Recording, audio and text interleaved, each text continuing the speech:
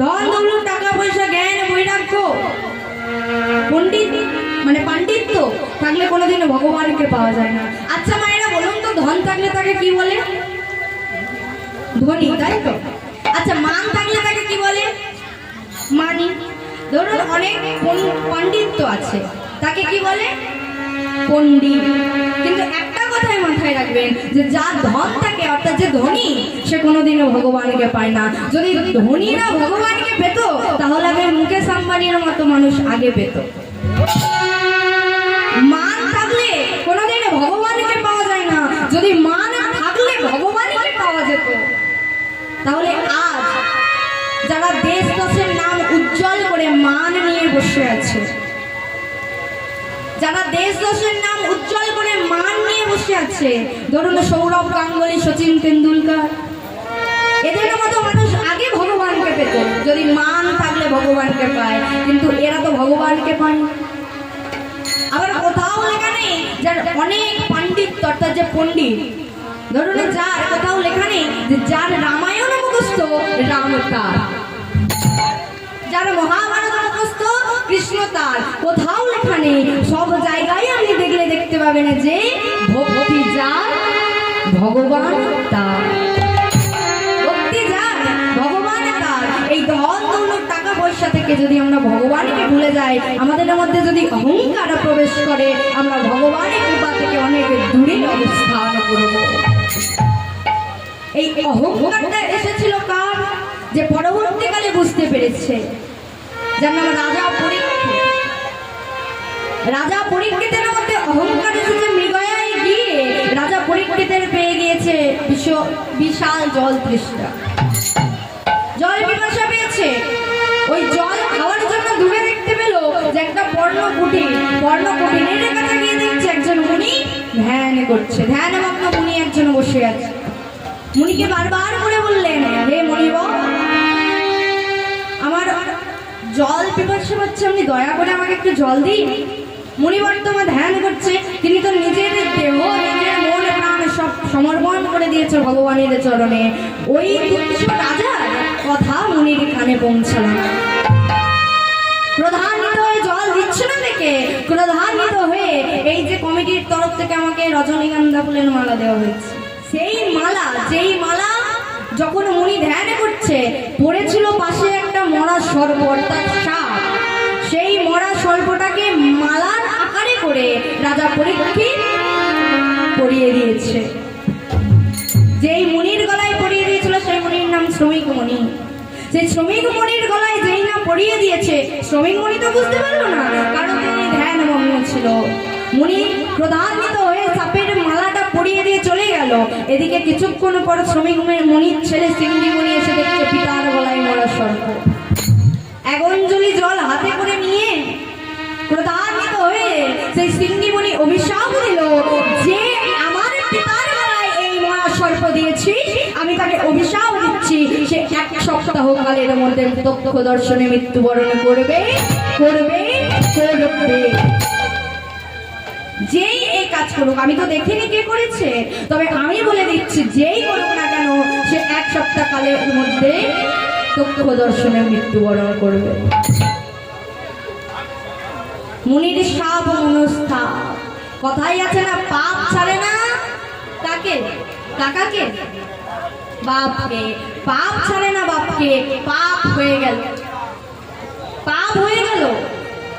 যখন শ্রমিক মুনি ধ্যান থেকে জেগে গিয়েছেন, যখন ধ্যান হয়ে গিয়েছে, দেখছে তার গলায় মরা সর্প, আর তার ছেলে সিংহী মুনি অভিশাপ দিয়েছে। যে তার গলায় মরা সর্পটা দিয়েছে তাকে অভিশাপ দিয়েছে, সে 1 সপ্তাহ কালের মধ্যে প্রত্যক্ষ দর্শনে মৃত্যুবরণ করবে। কথাই আছে মুনি বাঞ্ছা মতিভ্রম, মানে মুনি মানুষেরও মাঝে মাঝে মতিভ্রম হয়ে যায়, ভুল হয়ে যায়, কিন্তু মুনি মানুষদের অনেক কন্ট্রোলে থাকতে হয়। তাদের রাগ করলে হবে না, তাদের যাকে তাকে আমরা তুচ্ছ কথা, খারাপ কথা বলে দিলাম, পুড়িয়ে গেল, কিন্তু মুনি মানুষের কথা, মুনি মানুষের অভিশাপ এটা লাগবে।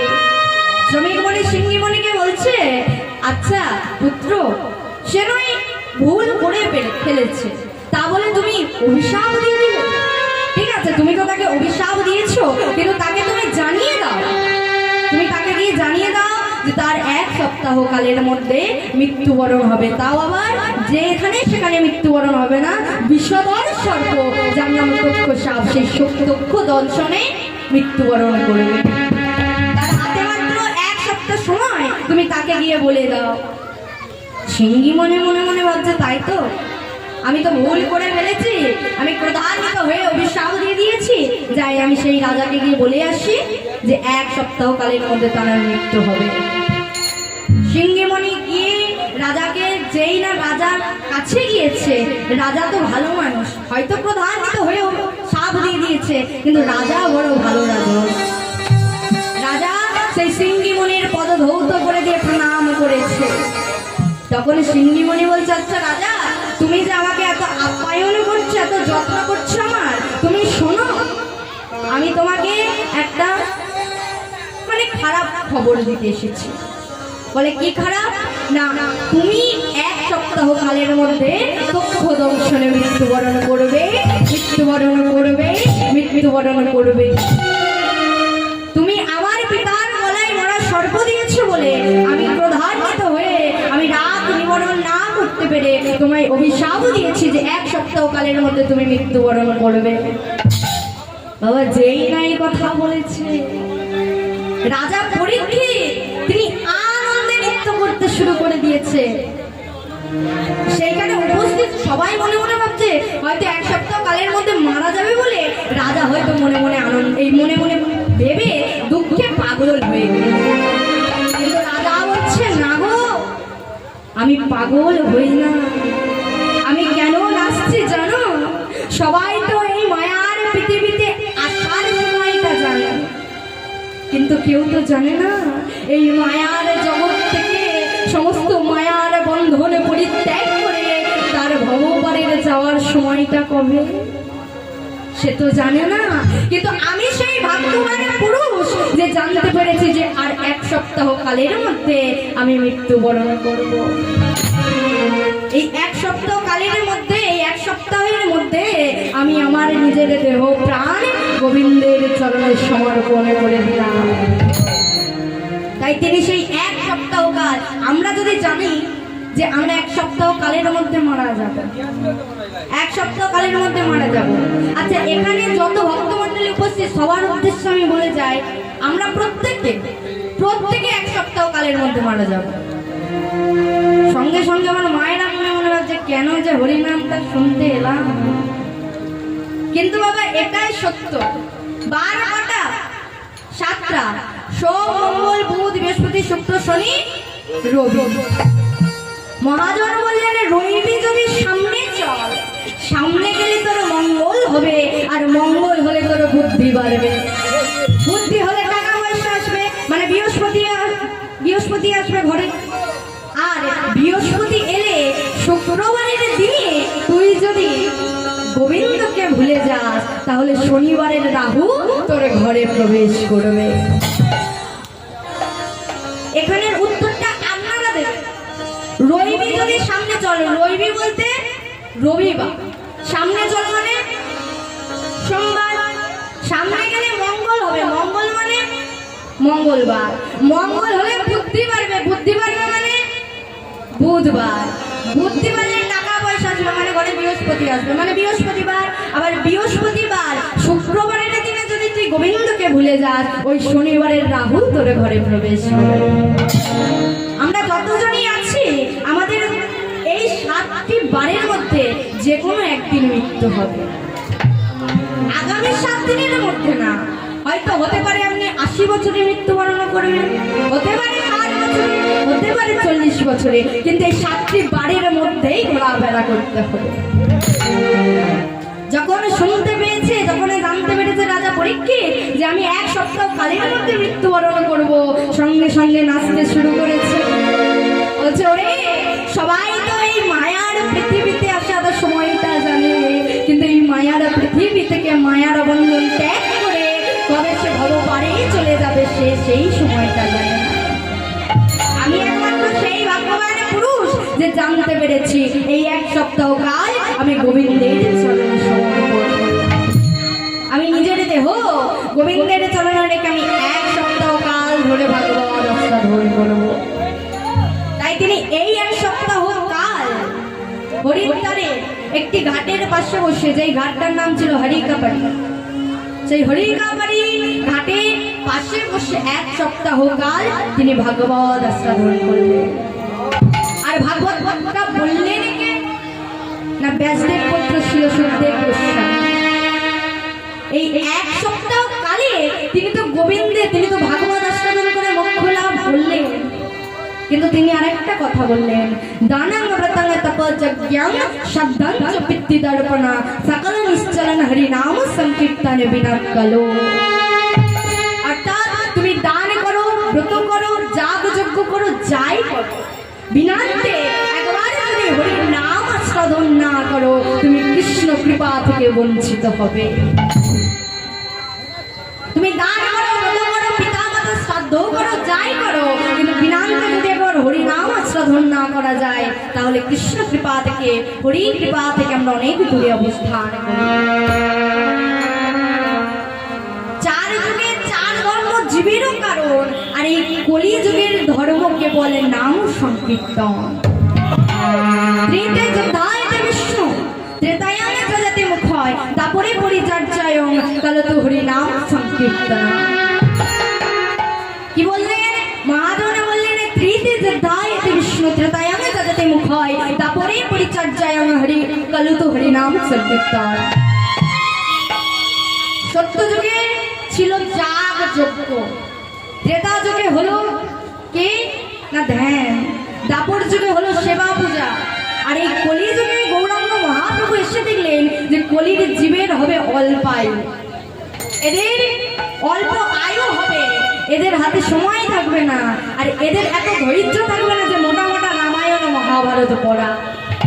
তাই তিনি গাইডলাইনটা চালু করে দিলেন কি না হরিনাম সংকীর্তনে বিনা কালো। হরিনাম ছাড়া গতি নাই, তোমরা একবার মাত্র হরিনাম বলো, তাহলে তোমরা এই ভবপারে, মানে তোমরা এই দুঃখ জগৎ থেকে উদ্ধার পাবে। তাই সবাই পদধূলি তার চরণে গিয়ে হাতটা জোড়ো করে বললেন, ওরে কলি রে কলি হত জি, হরে রে নাম এই বাক্যে বলম কালো নস্তেব নস্তেব নস্তেব গতিরন্নথা। সেই হরিনাম আপামর জীবের দ্বারে দ্বারে গিয়ে আমার গৌরাঙ্গ মহাপ্রভু বিতরণ করলেন। আমার গৌরাঙ্গ মহাপ্রভু যেই নাম আমরা 3 যুগের চেয়েও পাই না, সেই নাম কলি যুগের ভগবানে কলির হাতে দিল, আর গৌরাঙ্গ মহাপ্রভু এসে আমাদের ভক্তের দ্বারে দ্বারে গিয়ে সেই নাম বিতরণ করলেন। আমি আমার এক মুখে গৌরাঙ্গ মহাপ্রভুর গুণের কথা আর কত আমি বলে শেষ করতে পারবো না।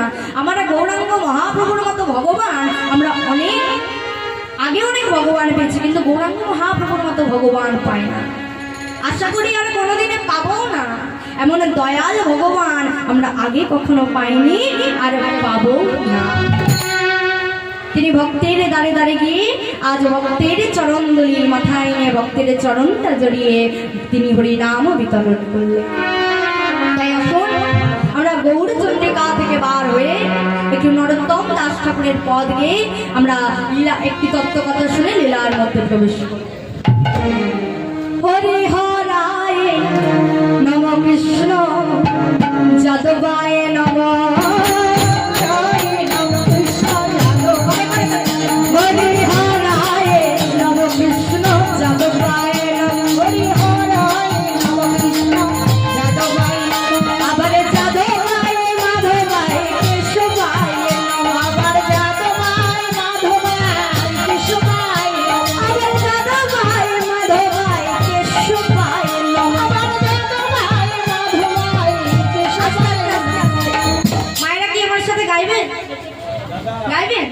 খুব ভালো লাগবে। দেখি দুটি বাহু তুলে আর করে করে তালে দিয়ে সবাই মিলে তালে তালে বলবো হরিহরায় নম কৃষ্ণ যাদবায় নম, হরিহরায় নম কৃষ্ণ যাদবায় নম। আমার বাবা খুব সুন্দর গাইছে আর মায়েদের ও মা ঝগড়া করো? হ্যাঁ, হাসলে মানে উত্তর দিতে হবে। ঝগড়া করো? ঘরে ঝগড়া করার সময় কি করো? হ্যাঁ, তাই এখানে আমরা এমন ভাবে ডাকবো যেন গৌরাঙ্গ মহাপ্রভু আর গোলক বৈকুণ্ঠ ধামে বসতে না পারে, ছুটে যেন আমাদের মাঝে এসে আসে, এসে দাঁড়ায়। সবাই মিলে জোরসে বলবো, গোপাল গোবিন্দ নাম শ্রী মধুসূদন, আবার গোপাল গোবিন্দ নাম শ্রী মধুসূদন বাবা, আবার গিরিধারী গোপীনাথ মদন মোহন, আবার গিরিধারী গোপীনাথ মদন মোহন, আনন্দে বলো হরি ভজ বৃন্দাবন বাবা, আবার শ্রী গুরু বৈষ্ণব পদে মজাই এমন, শ্রী গুরু বৈষ্ণব পদ পদ্ম করিয়া, আবার শ্রী গুরু বৈষ্ণব পদ পদ্ম করিয়া, আবার নাম সংকীর্তন গাই নরোত্তম দাস। হরি বল হরি বল। হ্যাঁ গো মা, তোমরা এমন ভাবে পরে করো তালে দিয়ে নাম করছো, আমার বাবারা দূরে দাঁড়িয়ে দাঁড়িয়ে ভাবছে আমার কথা এইভাবে শোনে, কোনোদিন তো আমার কথা এইভাবে শোনে না। আবার অনেকে মনে মনে ভাবছে যে কোনোদিন গোবিন্দের কাছে তুলসী বৃক্ষের তলায় বসে নাম করেনি, আজ হরিনাম মানে হরিনাম শুনতে সে লোককে দেখাচ্ছে। দেখ আমি পারি, কিন্তু মা একটা কথা বলে যায়, কারোর কথাই কান দেবেন না, কারোর কথাই কান দেবেন না। আসতে একটা ছোট গল্প বলে যায়। এই যে আপনাদের এখানে ধরুন একটা ঘোড়ার পিঠে করে একটা ছেলে আর একটা ঘোড়া কিনেছে, তো একটা বাবা একটা ছেলেকে ঘোড়ায় বসিয়ে আসছে, বাবাটা ঘোড়ায় চড়ে ছেলেটাকে হাঁটাচ্ছে আর আসছে। যেই না কিছুটা এসেছে দেখছে যে একটা লোক বলছে, আচ্ছা তোমার লজ্জা করে না, বাচ্চা ছেলে তাকে হাঁটাচ্ছ আর তুমি ঘোড়ার পিঠে করে যাচ্ছ? তখন সেই লোকটা মনে মনে ভাবছে, তাই তো, আমি ঠিকই তো বলেছি, আমি একজন বাবা হয়ে ঘোড়ার পিঠে চড়ছি আর ছেলেটাকে হাঁটাচ্ছি। ঠিক আছে, ছেলেটাকে বসাই। আবার ছেলেটাকে ঘোড়ার পিঠে বসিয়ে বাবা হেঁটে হেঁটে যাচ্ছে। আবার যেই না কিছুটা দূরে এসেছে আর একজন লোক বলছে, হ্যাঁ গো, আরে বাচ্চা তোর লজ্জা করে না, একটা বৃদ্ধ বাবা তাকে তুই হাঁটাচ্ছিস আর তুই ঘোড়ার পিঠে উঠে চড়ছিস? বাবাটা মনে মনে, বাবা কিছু বলছে না, ছেলেটা মনে মনে ভাবে, যা বাবা, বাবা বসেছিল তাতেও লোকের জ্বালা, আমি বসেছি তাতেও জ্বালা, একটা কাজ করি বাবা তুমিও উঠে আসো। এই বলে বাবা আর ছেলে দুজনে একসাথে যাচ্ছে ঘোড়ার পিঠে। আবার যেই না আমাদের এই বাগড়া বাজারের কাছে এসেছে, যেই না বাগড়ার কাছে এসেছে, একজন বলছে, হ্যাঁ রে এই ছেলে, আরে ও তোমাদের লজ্জা করে না, অবলা প্রাণী কিছু বলতে পারে না, তা বলে দুজনেই ওই অবলা প্রাণীর পিঠে চলেছ? লোকটা মনে করছে, যা বাবা, এতেও জ্বালা, এতেও জ্বালা, একটা কাজ করি, সবার যেখানে জ্বালা হচ্ছে আমি নামি, তুইও হাঁট আমিও হাঁটি আর ঘোড়াটাকেও হাঁটা। এই জায়গাটার নাম কি? হ্যাঁ, কীর্তন খোলা, তাই তো? আবার যেই না আপনাদের এই কীর্তন খোলার কাছে এসেছে, যেই না কীর্তন খোলার কাছে এসেছে, একটা লোক বলছে, বাবা ঘোড়াটাকে কিনেছো বলে দেখাচ্ছ, ঘোড়ার পিঠে উঠে চড়ো, তাহলে আমার দেখাতে হবে। লোকটা মনে মনে করছে, যা বাবা, এতেও যাবে। কেন কথাটা বললাম? কারণ কিছু মানুষ আছে, আপনি যাই করেন না কেন তাতেই তাদের বাধা। তবে ভগবান আমাদের কান দিয়েছে কটা? দুটো। কার কার দুটো কান? হ্যাঁ, আমাদের দুটোই কান। মুখ দিয়েছে কটা? মুখ দিয়েছে একটা, তাই তো? বললেন শোনে বেশি বল কম, অর্থাৎ যখন কেউ খারাপ কথা বলবে এক কান থেকে নেবেন, এক কান থেকে বার করিয়ে দেবেন, কারোর কথাই কানে দেবেন না। দুটি বাহু তুলে আমার ভগবান সেই পথটা দেখিয়ে গিয়েছে, সেই পথটা গাইবো। হরি